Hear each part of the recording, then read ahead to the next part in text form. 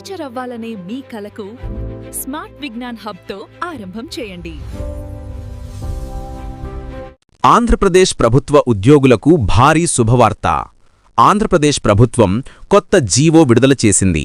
2024 జనవరి 1 నుంచి 3.64% dearness allowance పెంపును ఆమోదించింది. ఈ పెంపు బకాయిలు మొత్తం 2024 జనవరి నుంచి 2025 సెప్టెంబర్ వరకు లెక్కించబడతాయి. ప్రభుత్వం నిర్ణయించిన ప్రకారం 10% బకాయిలు 2026 ఏప్రిల్లో చెల్లించబడతాయి. మిగిలిన 90% బకాయిలు 3 విడతల్లో చెల్లింపు ఆగస్టు 2026, నవంబర్ 2026, ఫిబ్రవరి 2027. ఓపీఎస్ ఉద్యోగులకి జీపీఎఫ్ అకౌంట్లలో జమ అవుతాయి.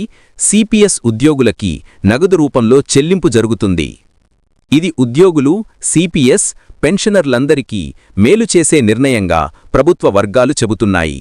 మరిన్ని ప్రభుత్వ అప్డేట్స్ కోసం స్మార్ట్ విజ్ఞాన్ హబ్ యూట్యూబ్ ఛానల్ను సబ్స్క్రైబ్ చేయండి.